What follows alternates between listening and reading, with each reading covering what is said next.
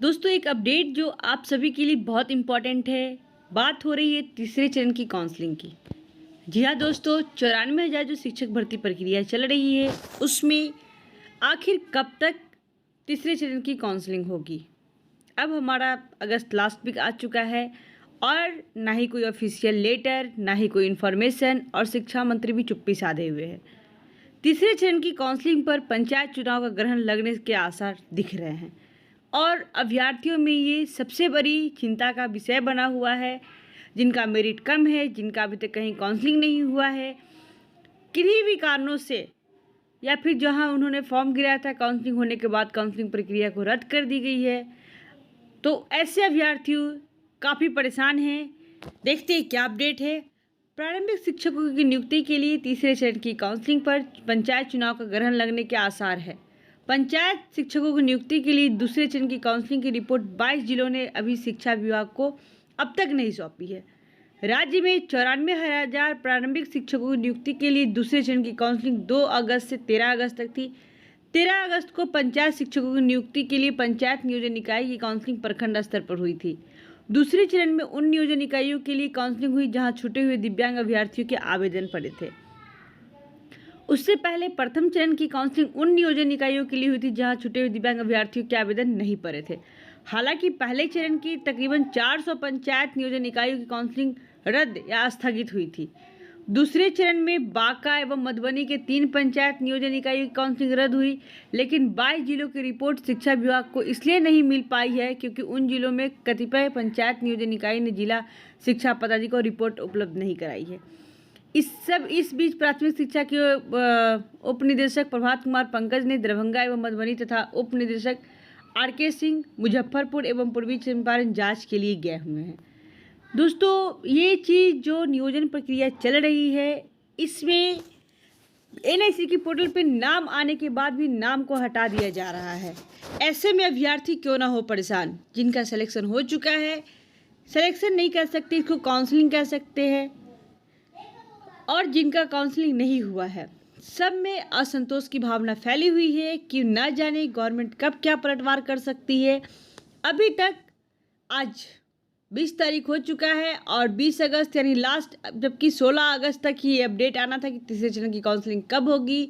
अभी तक कई सारी जगहों की NIC के पोर्टल पे जो सेलेक्टेड कैंडिडेट का लिस्ट होता है वो सारा चीज़ नहीं आ पाया है। बात करते दरभंगा की, तो लैंग्वेज में दरभंगा की नहीं आई है। फिर आप मुजफ्फरपुर को देख लीजिए, वहाँ भी नहीं आया है। कल पूर्वी चंपारण, समस्तीपुर, कई सारी जगहों की सेलेक्टेड कैंडिडेट की लिस्ट डाली गई है, लेकिन कई सारी जगहों की अभी तक नहीं आई है। तो ये शिकायत लगातार अभ्यर्थियों में पहुंच रही है और साथ ही इसी के लिए सारे अभ्यर्थी कोर्ट जाने का फैसला कर रहे हैं कि आखिर फिर से, क्योंकि हम अपने गवर्नमेंट से हर चीज़ की मांग करते हैं और वो सच में पूरा कभी नहीं हो सकता है। इस बहाली को लेकर, बहाली से लेकर काउंसलिंग, काउंसलिंग से लेकर नियुक्ति पत्र के लिए सभी को आंदोलन के लिए आगे आना पड़ेगा। सबने हैशटैग एक रखा है प्लान, जो ट्विटर पे कैंपेन करना है, क्योंकि अभी कई लोग जाकर नहीं कर सकते हैं, तो ये चीज़ आप सभी को करना पड़ेगा।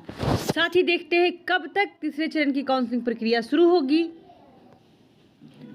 आंदोलन पर उतरेंगे, कोर्ट जाने की तैयारी। साथ ही गवर्नमेंट पहले फेज में देखिए जो STT बहाली प्रक्रिया थी उसको भी रोक रखी है, साथ में इधर 94,000 भर्ती प्रक्रिया है इसको भी रोक रखी है। कहीं ना कहीं इसको बाधित ही कहेंगे कि काउंसलिंग हो करके भी काउंसलिंग नहीं हुई है, और कई सारे ऐसे अभ्यर्थी हैं जिनकी अभी तक काउंसलिंग नहीं हुई है। काउंसलिंग नहीं होने का उनका डॉक्यूमेंट वेरिफिकेशन नहीं होगा, और साथ ही नियुक्ति पत्र में भी काफ़ी देर होने की संभावना है। और साथ में इधर एक वैकेंसी आ गई प्रधान शिक्षक और प्रधानाध्यापक की, जिसमें TET STT इस सब का जो था वरीयता उसको हटा दिया गया है। इसलिए लोगों में एक आक्रोश की भावना फैली हुई है। प्रधान शिक्षक एवं प्रधानाध्यापक के पद पर प्रोन्नति से वंचित किए जाने के विरोध में शिक्षक आंदोलन पर उतरेंगे। इसके साथ ही न्यायालय जाने की भी तैयारी में है। अब इसलिए 8 ईयर काफ़ी ड्यूरेशन होता है लंबा सारा, और इतना बड़ा एक्सपीरियंस आदमी लाए तो लाए कहाँ से। ये चीज़ बिल्कुल सही है। प्राथमिक विद्यालय में प्रधान शिक्षक एवं उच्च माध्यमिक विद्यालय में प्रधानाध्यापक की होने वाली नियुक्ति में TET STT शिक्षक के साथ सौतेला व्यवहार का आरोप लगाते हुए TET STT उत्तीर्ण नियोजित शिक्षक संघ गोटपुट प्रदेश अध्यक्ष मार्कंडेय पाठक एवं प्रदेश प्रवक्ता अश्विनी पांडे ने कहा कि 4 एवं 5 सितंबर को सभी जिला मुख्यालय में शिक्षक सत्याग्रह का आयोजन किया जाएगा।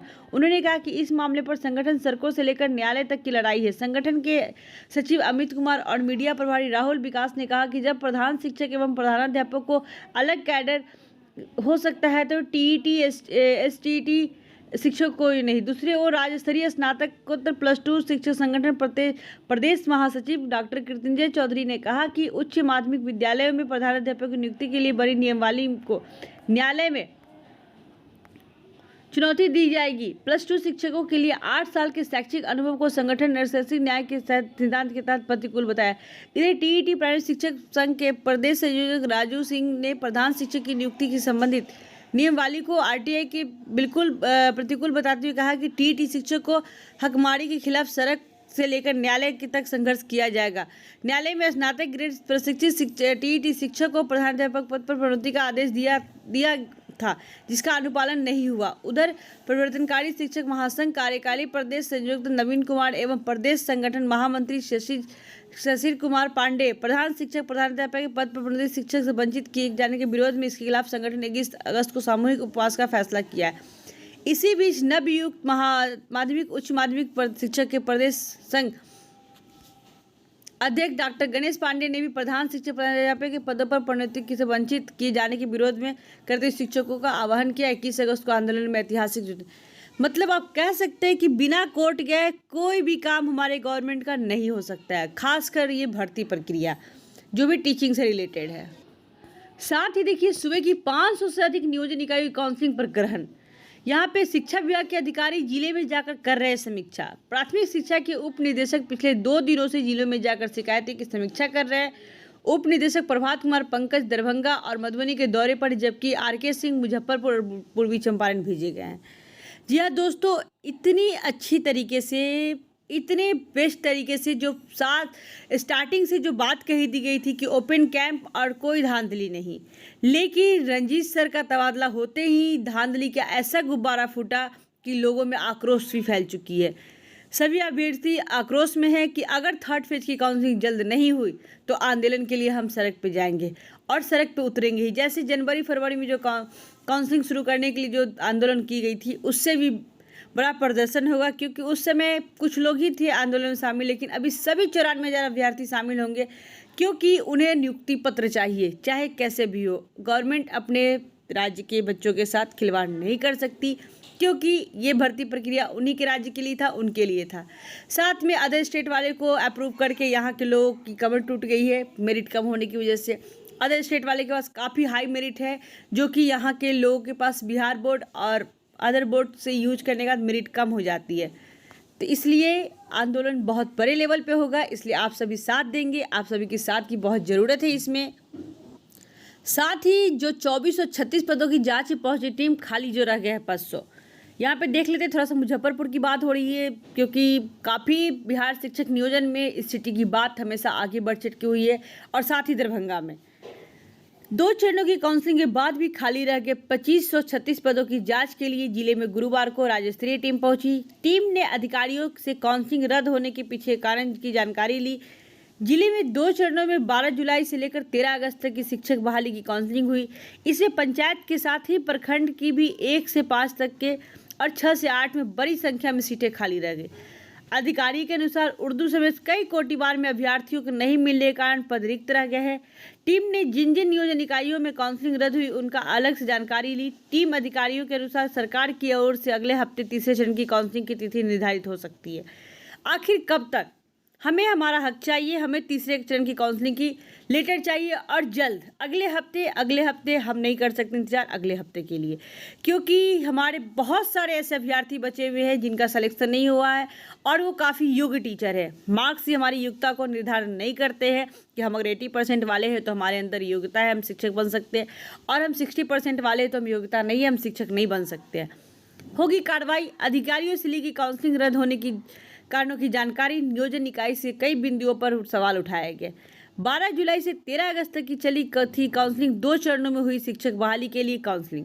सीडीपी देखी अलग अलग बिंदुओं पर की जांच। नियोजन कोषांग में पहुंची टीम ने काउंसलिंग रद्द होने वाली नियोजन इकाइयों की सीधी जांच की। अलग अलग बिंदुओं पर कई सवाल उठाए गए। डीयू अब्दुल सलाम अंसारी और डीपीओ स्थापना जलालुद्दीन ने कहा कि नियोजन का इकाईवार विषयवार रिक्ति चयन के साथ पूरी रिपोर्ट उपलब्ध करा दी गई है। कार्रवाई में जज में कई नियोजन इकाई है। टीम ने बताया कि नियोजन इकाई जहां विभिन्न कारणों से काउंसलिंग रद्द हुई वहां तीसरे चरण की काउंसलिंग करा अभ्यर्थियों को बहाली का मौका मिल सकता है, मगर नगर पंचायत नगर निगम जिन्होंने मेधा सूची ही नहीं दी उनकी काउंसलिंग नहीं होगी। यही नहीं, इन नियोजन इकाइयों की रिक्ति के साथ अलग से पूरी रिपोर्ट ली गई। टीम में शामिल अधिकारियों ने कहा कि नियोजन इकाई अनुशंसा कार्रवाई के दायरे में है, इसलिए उन पर कभी भी कार्रवाई हो सकती है। इसलिए अब सभी अभ्यर्थियों को परेशान होने की बात नहीं है, क्योंकि थर्ड फेज की काउंसलिंग आ रही है और साथ ही आने के साथ ही सबसे बड़ा धमाका ये होगा कि हमारे जितने भी शिक्षक अभ्यर्थी बचे हुए उन सभी का सिलेक्शन हो जाएगा। तो अभ्यर्थियों के लिए खुशखबरी है कि अगले हफ्ते थर्ड फेज की काउंसलिंग आ रही है, तो आप सभी रेडी रहे। काउंसलिंग प्रक्रिया के लिए अपने अपने पेपर तो आपके पास ऑलरेडी है ही, जहाँ की कैंसलिंग हुई है अगर आप वहाँ पे काउंसलिंग करवाए तो आप अपने पेपर को क्लियर करवा ले, वहाँ से ले ले, क्योंकि अगले हफ्ते कभी भी किसी दिन काउंसलिंग की डेट आ सकती है। क्योंकि बहुत सारे जगह नहीं बचे हैं, बहुत कम जगह बचे हैं बड़े लेवल पे जुलाई में, और उससे बहुत बड़े लेवल पे अगस्त में काउंसलिंग हो चुकी है। हाँ, जो काउंसलिंग की प्रक्रिया छूट गई है, जिस ब्लॉक से किसी कारण बस रद्द की गई है या फिर नहीं हुई है, उन सारी जगहों की काउंसलिंग होगी। तो दोस्तों, इस तरह से अपडेट के लिए चैनल पे बने रहे, इसे लाइक करें, सब्सक्राइब करें, शेयर करना बिल्कुल ना भूलें। Thanks for watching this video. Thank you दोस्तों।